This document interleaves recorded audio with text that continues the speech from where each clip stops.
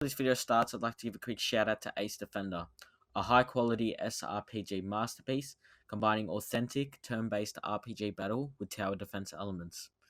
This game has a traditional storyline solo player with 40 plus chapters, nearly 2,000 levels. There are 5 hero factions in this game. They are Divine, Demon, Shadow, Nature, and Light, with deep hero background stories. Starting with 48 heroes, there are 2 heroes released every 2 weeks that you can level up. Combine heroes and equip gear to create a powerful lineup against the others playing the game. The game modes included are the solo mode, PvE. In that mode, you can explore dungeons and regions, engage in trials, level up your hero, and collect rare items. In the PvP, you can fight against other players within your server or across the server with multiple lineups. Guys, if you're ever bored during a game or can't find a game on 2K, I recommend downloading this app. I've had a ton of fun with it, and install using the link in the description or in the comments to gain 10 Royal Recruit tickets after completing level 2s to 8. This will ensure 1 rare hero for your journey in Ace Defender. Thank you. What's going on, everybody? It's PostHooking. I hope you enjoyed that ad that just started, and make sure you download that game. I've been having heaps of fun with it lately, and I hope you make sure to listen to me. Now, on to the actual video. Today, I'm going to be discussing how I got Skeleton in under 3 days in NBA 2K22 on a post scorer. It's not hard, it's pretty easy on a post scorer to do. Most people tend to hit it with a guard or a center that catches lobs. This is one of the most different ways to hit it, and most people don't even know about it, which is crazy. It is really a grind though. Now, level 40 is tough to do if you're not playing 24/7 in those first 3 days. And that's what I did. I played 24/7, I'll be legit. I did not get off the game. I played for 36 hours straight. And although chucking lobs is a better rep method in terms of getting more rep, this is just as good for a center if you're a post scorer. You don't need teammates. That's the benefits of it. You legit don't need teammates to do this. That's what I love about it. You don't have to rely on anyone. You just go to the ones court and start grinding. Start post hooking. And I'm about to show you what happens when you do these post hooks and how much rep you exactly get. Okay, so now we're about to get a stop on this guy. And now I'm about to show you how to do this. So what you want to do is you just want to take it up as usual and dribble in to around the mid-range point, just outside of the paint, because that's the limit where you can hook from. And by the way, post fades don't do this. Just outside the paint, right there, that's perfect, and that will always go in 9 times out of 10 if it's open and you've timed it well. It is beautiful. It gives you 1,000 per hook from there. So just imagine you doing 8 from there.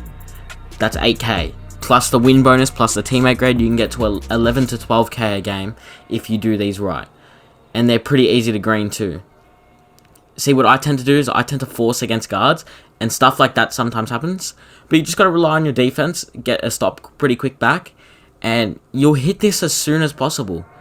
If you're just grinding this on the ones court versus guards, you'll win easy. See that fade? I accidentally did that. That's what happens sometimes when you do the post hook from there. It sometimes registers as a fade. That means you're doing it too deep. But look, right there, that's 1k.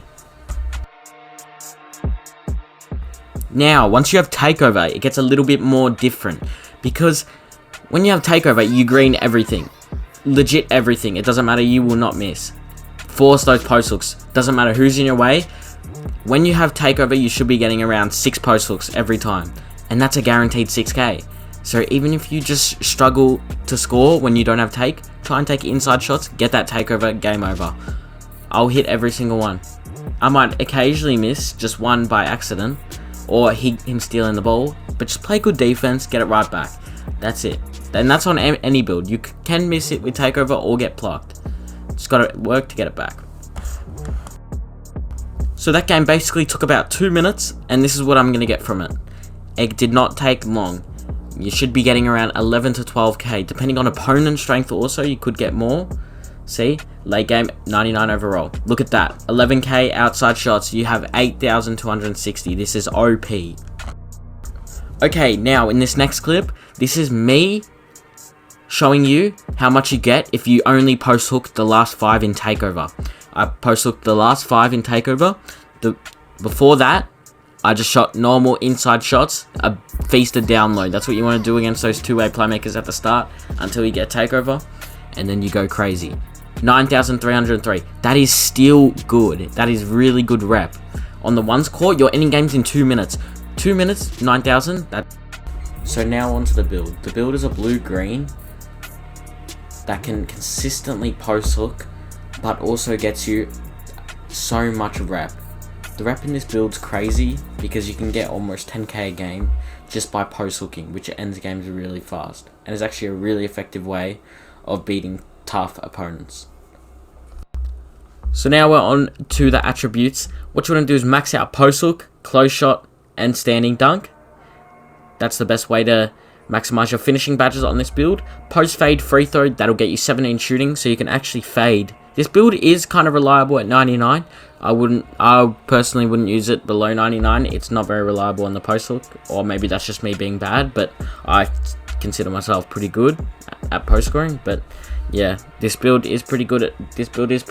But obviously the pure blue is better because the pure blue is better. That's just what it is. So you should finish off with 22, 17, 16, and 9 once you put these 2 attributes left over onto ball handle. That's the build. This build is good. It's not amazing. It's a rep build. It's not gonna get the job done against comp, but it will do a solid job. It's rep. You lose games. This is how I've been losing some games against people, and people have been clipping me. If you clip me on my paint bees, good job. But if you clip me on this, you get a thumbs up. And it's called a paint beast. Now this is the best build in my opinion for rep as a post scorer in NBA 2K22.